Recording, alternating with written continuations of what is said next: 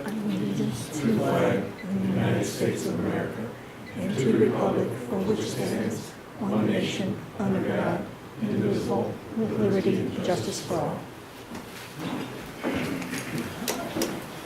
First order of business, since President Barnes is absent, is to appoint a President Pro Tem. Three.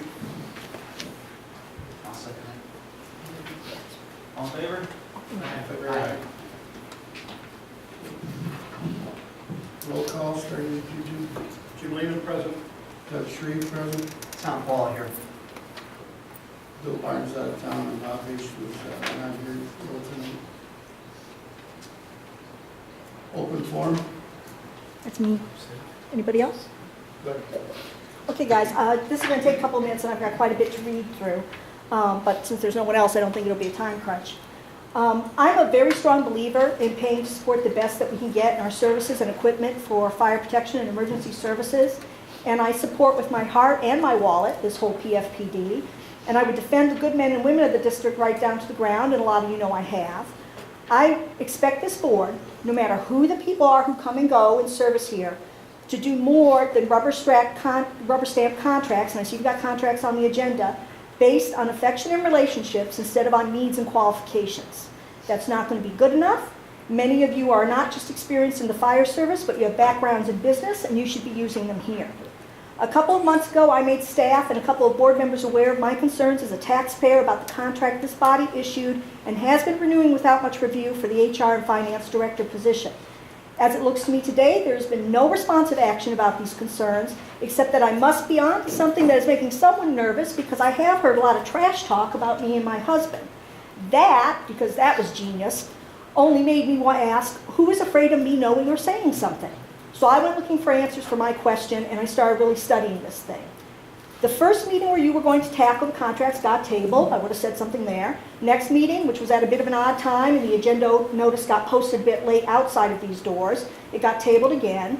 And also, as an aside, there was a mistake made in that you didn't put public comment on that agenda, and you didn't correct that during the meeting, so no one's going to go to jail, but you're going to get tagged for that. My concerns with the contract that I'm using is just an example, and this may apply to other contracts here. I haven't seen them all. We are all, every taxpayer, paying right now about $121 grand a year, plus benefits, plus what I think are abusive and damaging fringe benefits for the position. In December of this year, there was published a list of the top 10 salaries in the village of Plainfield. This position that we have makes less than $5K less than our police chief, and doesn't even make $2K less than our Director of Management Services in the village. And those are some pretty high-level and demanding positions, and there seems to be a pay equity there that I don't think ought to exist. It's not on par with any prevailing wage data I can find, and I've looked. High compensations tend to go to people in the private sector, not where you're handing out public money, or go to people bringing added value, either through serious chops from prior job experience, or being very highly educated in the industry, or who have to work in a very large organization, and none of that is the case here. There are no serious educational or experiential requirements to earn this salary as it stands, and we're not getting any. We require a high school diploma for this. That is outrageous. The board seems to have no mechanism in place for serious or regular performance evaluation of the job. How do you know that this is being done well? What are the metrics that you're using to evaluate performance? There's a clause in this thing that says that the district, the taxpayers, will pay the full health care costs of the employee and spouse of the employee if that employee retires before the age of 65. That is definitely fringe. There is a clause that lifts the accrual cap on sick time for this position and allows buyback at 50% of the hourly rate at retirement, up to 1,440 hours. Right now, that'd be 42 grand that somebody would cash out. Since the time isn't subject to a normal cap, any other hours can be applied to fatten up the IMRF pension on that position, and that's a publicly funded pension. I don't know, did any counsel, legal counsel, did anybody even review at this and give you advice on this stuff? There's no requirement that the finance director complete a CAFR, which I'm assuming everybody knows what it is, a comprehensive annual financial report, and that's just disgraceful. I was told by staff that there's no time for that. I can't imagine that there's no time for that when you have a director in this role and you have 3 full-time admin assistants helping out that person and reporting to them. That's crazy talk.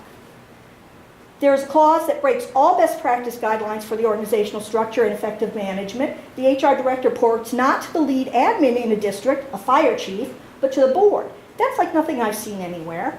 Among other things, it leads to problems in chain of command and leadership. It diminishes any chief's effectiveness. It subjects staff to undue influence and potential for tampering with staff and administration from a political body.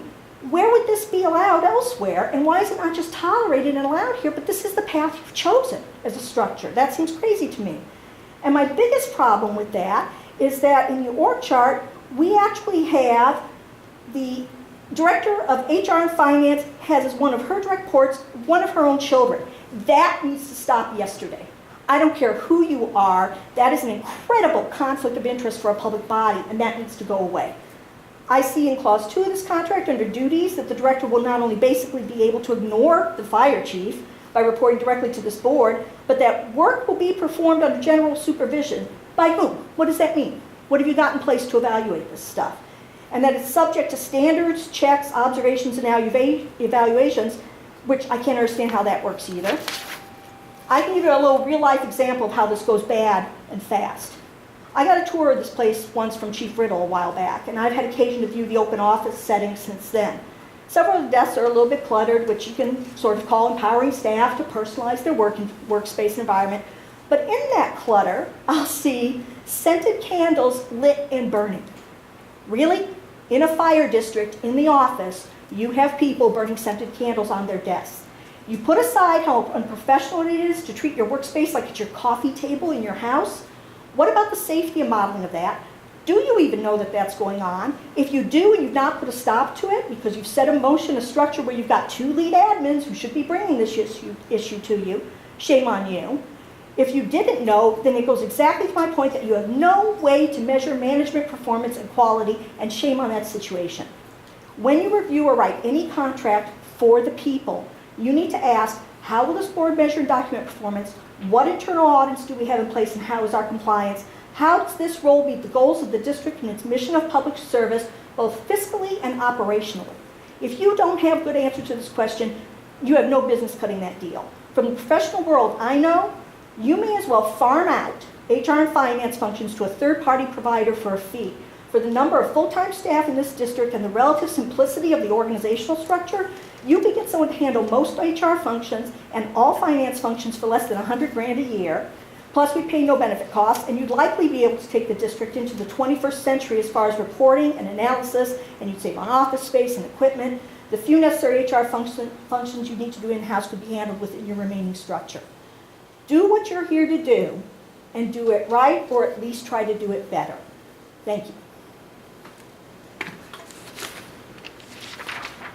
Anyone else?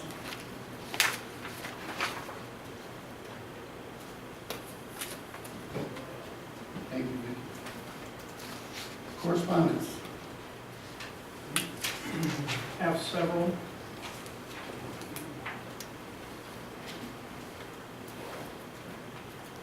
From Betty Knowles, perhaps you sent a lovely card, or sat quietly in a chair, perhaps you sent a funeral spray. If so, we saw it. Perhaps you spoke the kindest words as any friend could say, perhaps you were not there at all. Just thought of us that day. Whatever you did to console our hearts, we thank you for so much, whatever depart from the family of Betty Knowles.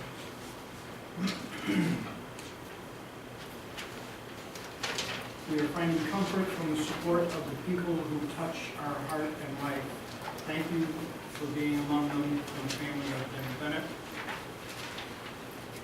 We have 2 from the Park District for being allowed to use our facilities for various functions of theirs. One for the Plainfield Township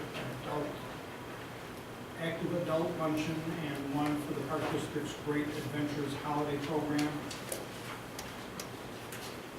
And a note from the Sandwich Community Fire Protection District. Dear Chief Riddle, just a quick note to thank you and your department for your help and support at the fire incident at 1310 East 6th Street in Sandwich on the 16th of December. It's gratifying to know that we can count on surrounding departments such as yours to help in drastic situations like we had. We always talk about waiting for the big one. Well, this one was it. With your help, the burden on the troops was eased a great deal.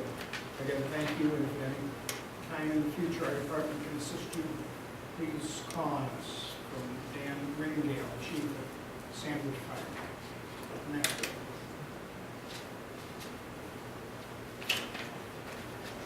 Election of officers to the board.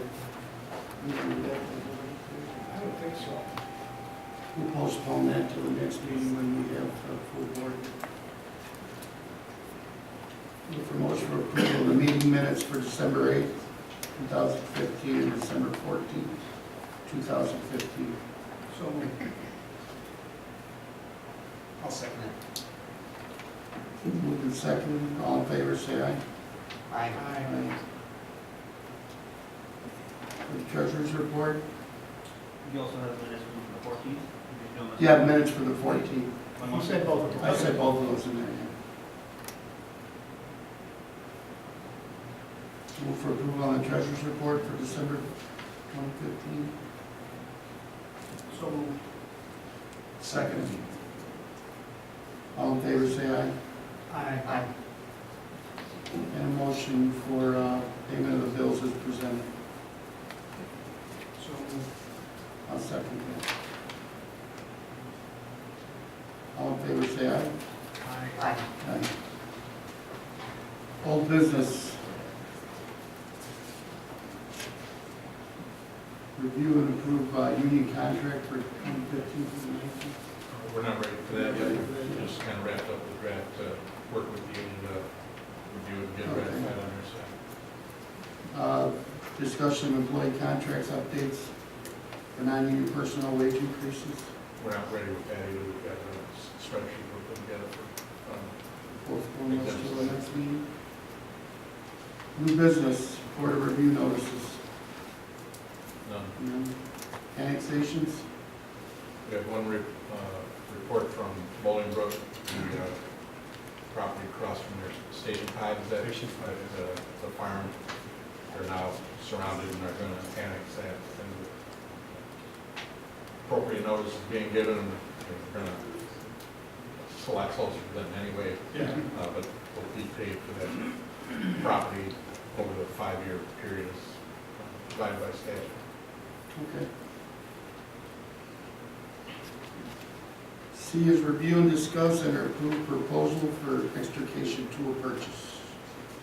Yeah, we've got, for a lot of reasons, we've been looking at upgrading that equipment, and Battalion Chief Moore is here to give a brief presentation. He's been kind of spearheading that effort, and go ahead, Scott. Good evening. Hi, Scott. In 2013, as I listed in the documents that you guys received from Sherry, I believe, we made a big purchase to upgrade our tools on 1926. We took those tools and moved them to the tower ladder, Tower 1919, and at that time, those tools were inadequate. They weren't capable of doing the proper or effective extrication on new technology vehicles. So over the time, I've been doing a lot of research, and we had purchased a high-pressure tools at that time. We had a problem with one of our pumps, and we had to rely a lot on what we call these hydraulic tools. It's all the whole process is contained into one component or one tool, which we'll give a brief demonstration if you're not familiar with it here in a little bit.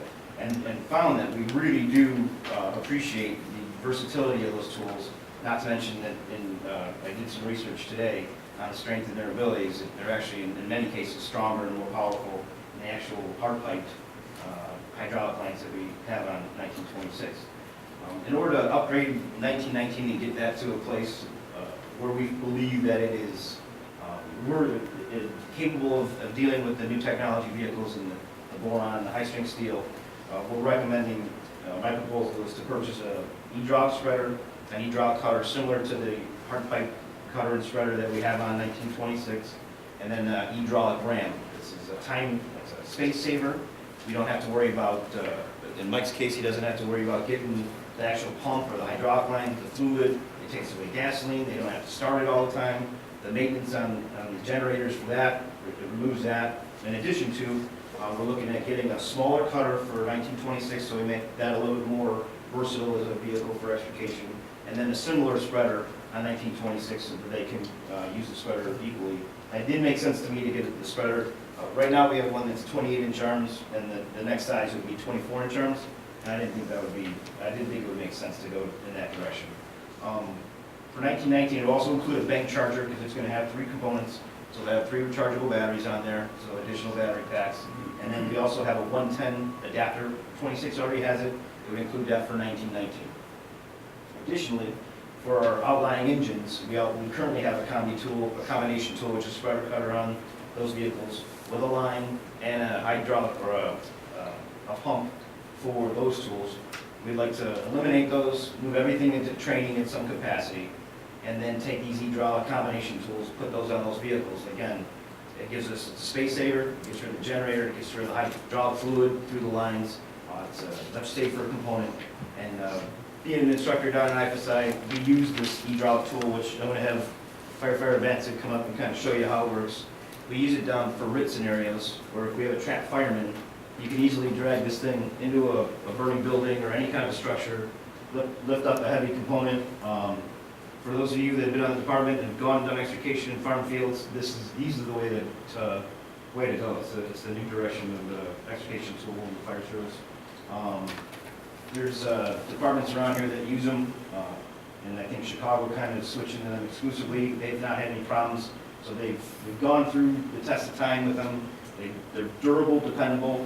Like I said, I use these down in RIT, and the students beat these things up. And the Hearst tool has been by far the strongest and most reliable tool that we have. That's a quick button. You just push the button. It's got fancy LEDs.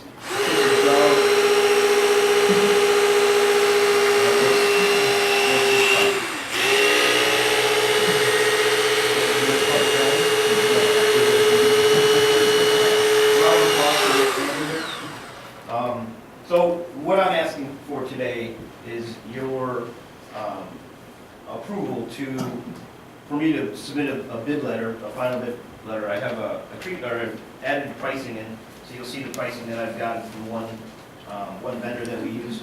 And then if I get a bid letter, put it in the newspaper, then to come back and get final approval once all the pricing's back in next trustee meeting. But I think I saw lighter, but as far as weight goes compared to the tools that we've got, These, for the most part, they're anywhere from 4 to 9 pounds heavier, but they're much lighter than the old yellow low-pressure hydraulic tools that you guys got to use when you were on the department a few years ago. So I actually have weights and I printed this stuff out if you'd like to see it. You'll see there's comparisons with the hydraulic and then the spreader. It's on 2 sides. You'll see the weight comparisons. yeah. I think the hydraulic spreaders right now are 53 pounds, and then the hydraulic, the big spreaders, I think it goes up to 59 pounds. But that old yellow, the low pressure one was like 75 pounds. So it's significantly lighter, more versatile, like we talked about. You saw how quick it works. Batteries are, that's one of the things that makes this, or kind of sets them apart. Another competitor there is Genesis Tools. They use a battery from, I think, Milwaukee type style battery, which nice is you can get it at any store. Problems is, that we found that they break easily. If you drop it or you set it down too hard, the battery pack breaks on it.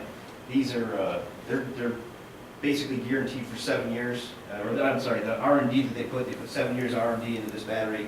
And I think it's like 500 or 600 charging cycles is what they're rated for or good for. We've used them on, we've actually have a set on loan. Was approved by chief to bring in during our dilemma with the pump. And we've used it in extrications and training, and they've been problem-free. The guys... No problem with running out of battery or? No. We haven't had any problems, but we also have that 110 adapter. So if we have a problem, we just plug it right into our generator and roll the cord out. And then we also have the, on 26, which would maybe kind of a concern with 1919. It won't have actually a portable generator, but on 26 we would have a portable generator. They're not quick change batteries where if it goes dead, if you have... Absolutely, quick change batteries. So you'll be carrying a backup battery? We'll have them in the rigs. In the rig, yeah, that's what I mean. So you'll see him how he pops out. Just and plug another I one. guess my question is, have you had any extrications where you've ran out of power and had to switch? We have had extrications, we've had to switch batteries, but Okay. we've never had a situation where the batteries that we have in the vehicle weren't enough to complete the operation. That answers your question. End up setting up some sort of protocol if you go out on a crash and you do an extrication and you come back, part of your cleanup and everything is going to be to change batteries? Yeah, they actually have a battery light, like a life indicator right on, so you push a button every morning, it's part of our daily rig checks. They'll check the indicator, and luckily for the demonstration, that one was full. That's probably a good thing. But yeah, so they do, every morning they come out, they'll check it, if it's low, they'll throw the charger, swap it out, put a new one in. If we go to an extrication and use it, it's common practice to bring the battery back, swap it out, put a new one in. Unless it's, because sometimes it's just a little quick door pop, but I've witnessed firefighter Vancic on multiple occasions grabbing the combination tool off of 26 and doing a lot of work with just this little combination tool, and the other tools are much more significant. You know, the spreaders are a lot bigger, the cutters are going to be a lot bigger, but this seems to be the tool of choice for most of our extrications. This thing will probably do, what, 75% of them? The biggest question originally with this was, if you don't mind me saying something real quick, Chief. The biggest question was, of course, the battery. Everyone was, dependent, like the hydraulic lines, they're dependable. Kind of a pleasant surprise for us was the fact that our pump wasn't working for a while, because then we relied on this more. As engineers, we all had game plans. If this didn't work, plan B, plan C, plan D, and so on. We never had to get past plan A with these because these worked for us. So it was kind of a pleasant surprise that these were the go-to, and I can say to a certainty that these are definitely the way of the future, and they worked out great for us. These are up to speed as far as, with the new technology on the car still handling? Yeah, they do some comparisons. They don't, it's actually interesting when it comes to cutters, because cutters are what you have to worry about when you're cutting that high-strength steel. They don't rate them in like cutting force. You'll see on the cutters, like the old cutters will do a cutting force, but the new cutters, they actually do different types of steel. They do like a round bar, a square bar, a solid bar, and they'll rate it up to a level 9. You know, it's a 1 through 9 scale of cutting the solid steel. And you can see the cutters in these situations are rated, 7s, 8s, and 9s. They're definitely the Hearst and Genesis are the two comparably #1 components, and they're both at the top of the level. Hydraulic-wise, hose-free tools, if you will. I definitely recommend Hearst over Genesis any day of the week. They're a little heavier and a little bit bulkier, but they are way more durable than the Genesis tools, and I can show you. Come on down for a rip mess, and you guys will see them just destroying one after another of the Genesis tools. And these, I've never seen us have to replace or fix any one of these combination tools. So, and I've seen them lift big slabs of concrete, wood, you name it, forcing doors with them. There's a lot of areas that people are a little skeptical about, and when they got down to RIP, they're like, oh wow, that just opens up a whole new avenue. Like I said, for down firemen, it's a huge, there's a collapse. These things, we've used them a lot down there, and they've proven themselves. So, You guys typically consider the budget? I want to thank you too. This presentation is great. I read through all these specs. And for years I used Anchor's tool, which was lighter than Hearst. I used to use that too. Okay. But back in the day, it's on the olden days, they used to call it a one-man tool. It'd be one big man. It was a two-man tool. Where these tools, the first time I saw one used years back, I'm like, how cool is this? Yeah. Battery powered, one guy can't use it. You're not worried about the hydraulics, getting cords tangled all over, you just go right to work. So when I saw this come out, I was pumped. Yeah, they're a pretty exciting Yeah. tool for our service and technology. Yeah. But again, thank you for this And great more presentation. versatile too. Yeah, a lot more. And the difference in power source and whatnot, the tool itself is basically the same, so it's not going to require a lot of cross-training to. Correct. The only difference between this is all the components are contained within it. It's got the same idea, same theory, the piston and hydraulic fluid, it's just all in that. It's just hose free. I mean, there's going to be a center of gravity issue, but that's probably the only real difference. there's a button to turn it on, where the other tools didn't have a button to turn it on, that's really it. Anybody that gets on these things, it's literally 30 seconds of explanation and they're off to the races. I've had explorers use these things and literally talk to them for like 2 minutes and they're off and running. So, you know, and they're anywhere from 16 to 20 years old. So they don't have any problem adapting to them. Like I said, there's so many other concerns with the hydraulic fluid and the trip hazards and the generators. And it's gonna make it a lot cleaner environment on our engines. And I just think all around it's a better avenue. And we still keep a set of hydraulic, very good high pressure hydraulic tools that are piped in just in case these do at some point fail. I think as a district, we have to stay up on the equipment that handles the cars that are coming out nowadays. Not only cars, but the steels and the structures and everything else that we're dealing with, so. Yeah, that's for sure. I'd like to make a motion that we let them move forward with these, get the letter out and get the bids in and move forward with purchasing. And I'll second that motion. And what happens to what they're replacing now? We're gonna move them into training. We utilize them as best we can in training. I got a motion and a second. Do a roll call vote. Start with Jim. Jim Lehman, yes. Doug Shreve, yes. Tom Paul, yes. Thank you for your consideration. Thank you. Thanks. It was a good presentation today.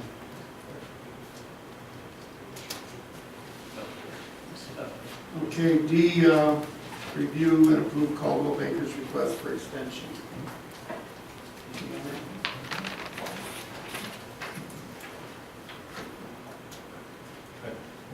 The way I see it, and I defer to council, but you have a couple of options. One is to deny it, one is to accept it, and one is to counter with a much shorter window of extension. Have we realized any interest at all through Caldwell Banker?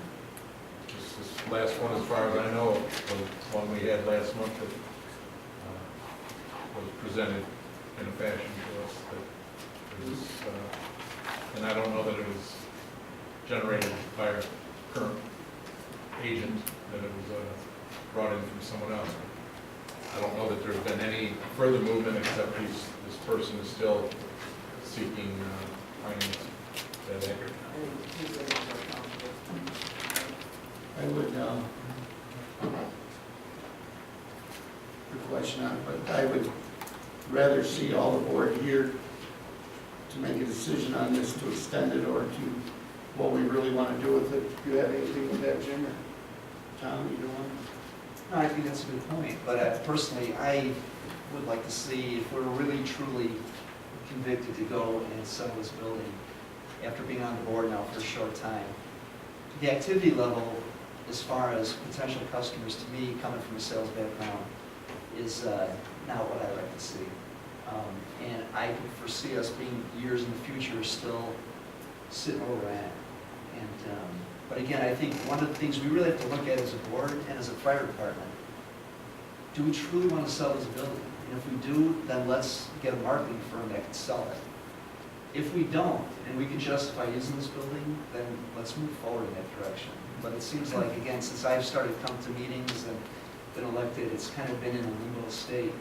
And so with the rest of the board, it'd be great to be here, but I think we should definitely, in 2016, make a decision. Like I said, are we, committed to make the sale, or, I believe the last meeting we were talking about getting another appraisal. Did we go forward with that, or No, council recommended we wait until we have it from off. wait till you have it from up? Okay. I mean, we can technically leave it on the market without renewing the contract with any particular realtor, so. That's correct. Right now, as far as I understand it, this agreement is that Caldwell Banker is going to be your listing agent for it. Is it a one-year agreement? Is that what it was? Yeah. So it'll expire in early February. So there might be a week or two where you don't have a listing agent before the next meeting, if you're going to hold it off until the next board meeting. And it should remain on the market, but I don't know if it'll be difficult to, I don't know who the point person would be if there was any interest. Typically that is found through the listing agent. So like I said, there just might be a week or two where there's a lull in communication. If you let the agreement itself expire until the board as a whole takes it up. But in reality, it could, excuse me, Doug, it could be a little longer if you decided not to renew it for a short period of time. We could be in limbo because it will take us a month or two to get another realtor in